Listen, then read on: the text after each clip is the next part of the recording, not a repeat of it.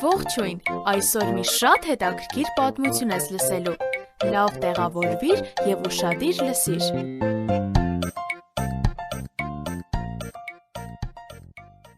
Նունեն դիտում էր, թե ինչպես է իր պապիկը փորագրում Հիսուսի ծննդյան օրվա պատկերները։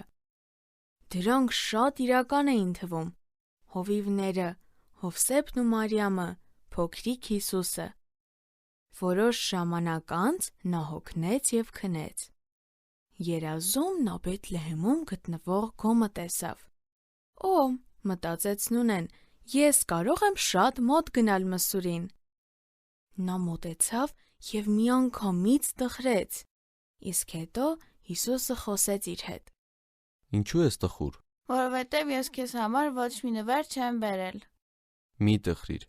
ես քեզնից միայն 3 նվեր եմ սպասում։ Ես քեզ կտամ այն ինչ ունեմ, իմ խոսող տիկնիկը, համակարգչային խաղերս և… Ոչ, սրանք այն չեն, ինչ ես ուզում եմ քեզնից։ Սրանց համար չէ, որ ես երկնքից եկա աշխարհ։ Ուրեմն ինչ ես ուզում։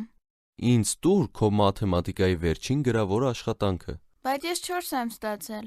Հենց դրա համար էլ ուզում եմ։ Ինձ միշտ բեր բաներ քո կյանքից, որոնք անբավարար են։ Կանես դա։ Այո, կանեմ։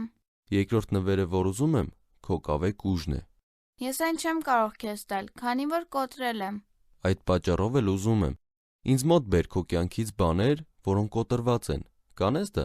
Այո, կանեմ։ Իսկ հիմա իմ երրորդ խնդրանքը։ Նունե, ուզում եմ, որ մայրիկիդ ասես, թե ինչպես է այդ գուժը կոտրվել։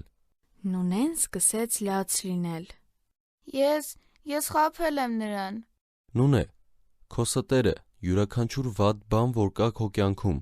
կարող ես բերել ինձ մոտ քո ողջ կյանքի ընթացքում։ Ես ներում եմ քեզ և կօգնեմ, որ ապրես ճիշտ կյանքով։ Ես միշտ քեզ հետ կլինեմ և ցույց կտամ ճիշտ ճամփան։ Ուզում ես։ Նունեն շատ էր ուզում։ Այդ օրվանից սկսած նա հավատում էր Հիսուսին և հնազանդվում էր նրան։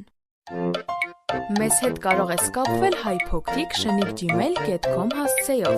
Կրկնում եմ HAYPOQRIC@gmail.com Կհանդիպենք հաջորդ թողարկմանը։ Ձեզ հետ էր Եվնիկեն։